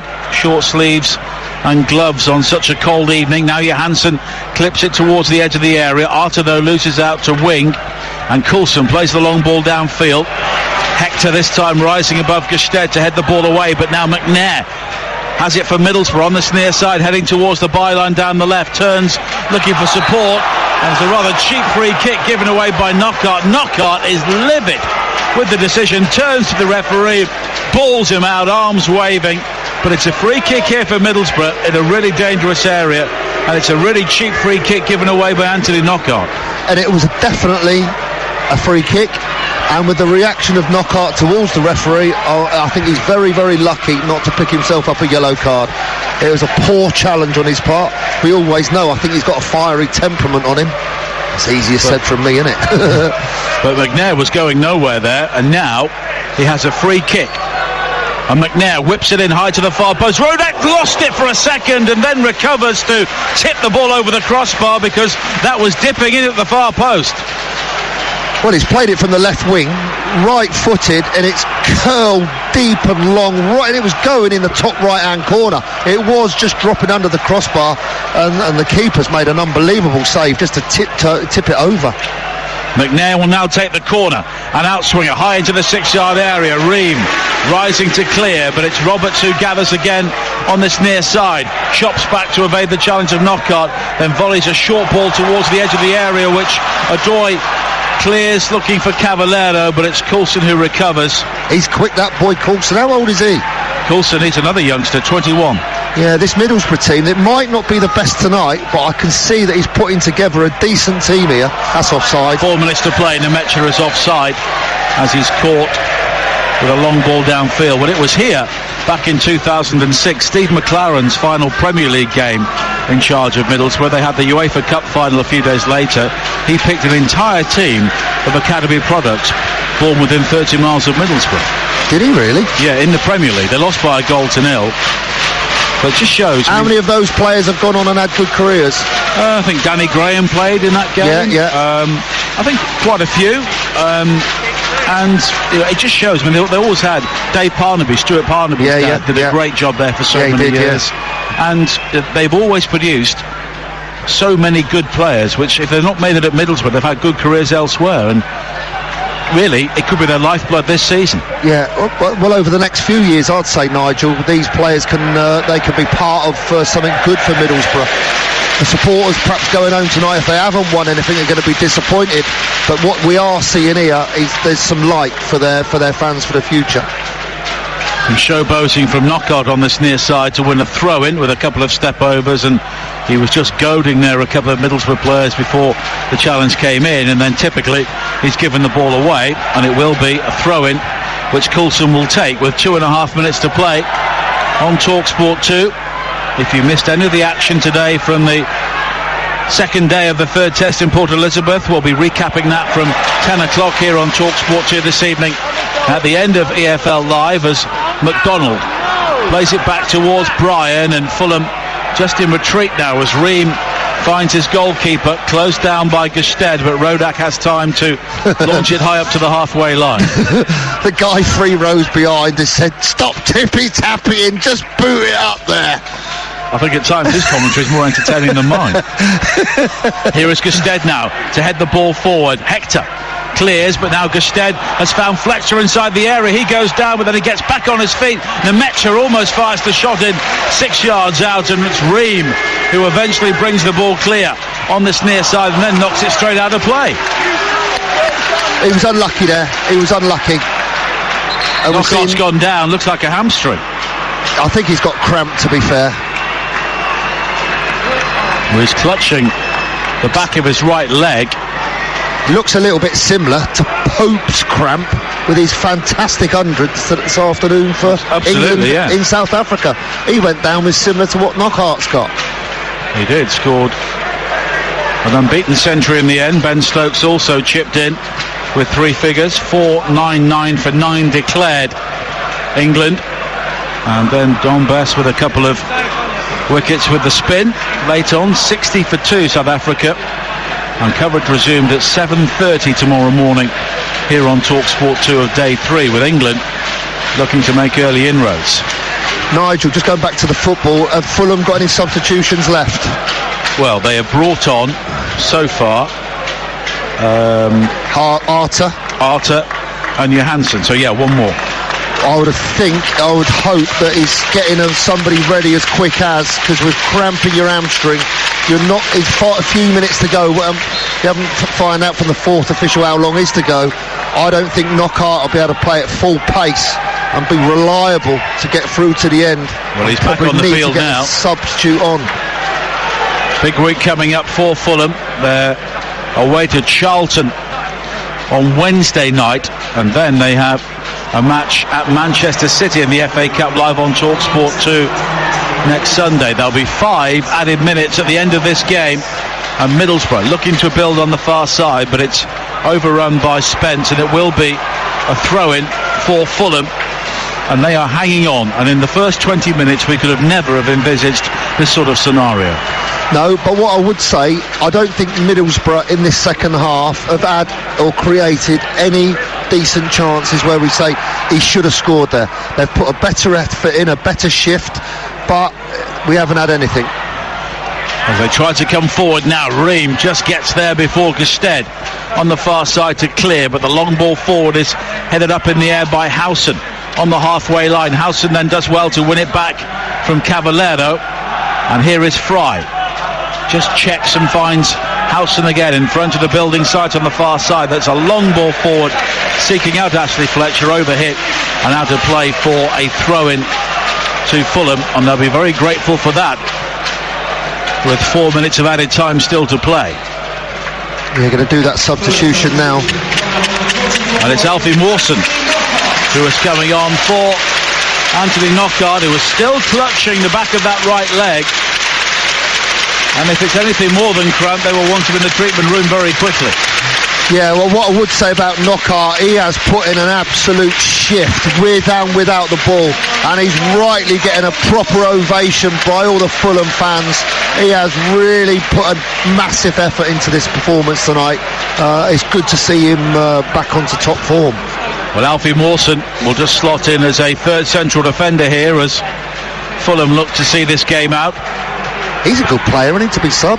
He is. I mean, but at the moment Fulham have been in some pretty decent form in terms of keeping them out. Although here is Fletcher looking to charge on this near side. He knows the ball's going to go out for a corner, does he? But the referee has given a goal kick and Fletcher can't believe it. Well, if he was trying to calm there, the officials, Ashley Fletcher, he was doing it from about 20 yards away from the byline, but now he looks perplexed as the goal kick is given. Well, I couldn't see from here whether it was a goal kick or a corner kick, but it certainly settled the fans of Fulham down. We've got 5 minutes still to play. Fulham now gone to 5 at the back, 2 up front or 1 up front. Don't know what formation that is, do you, Nige? We've got 5 at the back and well, I think 6 it's just in midfield, isn't it? Self-preservation, really. As Adoy heads it wide on this near side, out of play, and it's a throw-in for Middlesbrough. And we have around 2 minutes of added time to play. Fulham leading by a goal to nil here on TalkSport 2, and the ball down the line looks for Gusted, and his first touch wasn't the best, and it's straight out of play again. That was a poor touch, wasn't it? He's not the sort of, you don't need him there, you need him in the middle. In the middle, yeah. You need Nemetcha or maybe Fletcher on this near side. Yeah, that weren't great skill there.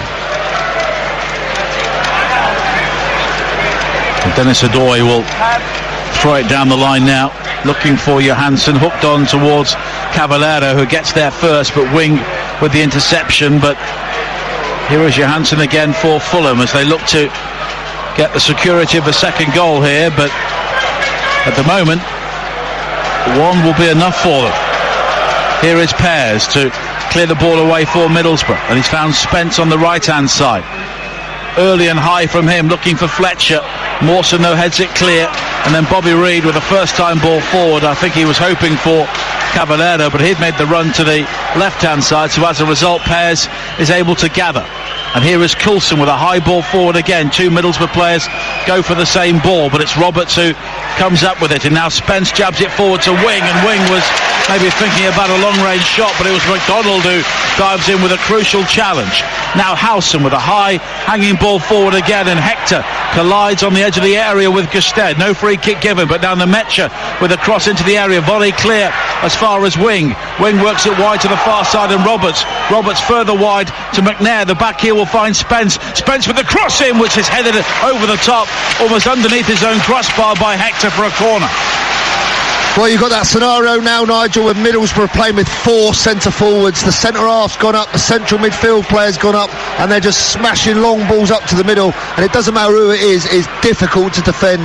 So fair play to Michael Hector to clearing that on the 6-yard box. McNair with a high hanging corner to the far post. It's controlled by Fry, and in the end his shot was deflected behind, and it's another corner to Middlesbrough, and this will surely be their final chance. Patrick Roberts is sprinting across to take it. We have played the 5 added minutes, and Ainsley Pears is charging forward towards the edge of the area, but the corner is played in before he gets there. Cleared away at the near post by Reed. Coulson plays a high ball back into the box, nodded forward by Nemetja. Fry was in there, and in the end Cavallero should be able to clear, and he's found Johansson. It could be a 3-on-2 break here, but Coulson does well to force Johansson towards this near side, and it's a throw-in to Fulham, and they might just have done enough here. Yeah, it was a fantastic challenge from the left back of Middlesbrough. Just slid the ball out of play to stop that counter-attack from Fulham, and it's really taken the pressure off. All the fans are now up on their feet, singing their songs for their club, and it does look now as though this game is over, and the 3 points are coming into West London. Cavallero plays it down the line, then barges Coulson off the ball, and Cavallero works his way into the penalty area, cuts it back towards Arter, but the volley was into the ground and saved by Pears, and that is it. Fulham are up to 3rd in the table, 4 points behind Leeds United. They had to work extremely hard to hold off a determined Middlesbrough side in the second half, but the top 2 can sense the pack are closing in. It is finished. Fulham 1, Middlesbrough 0.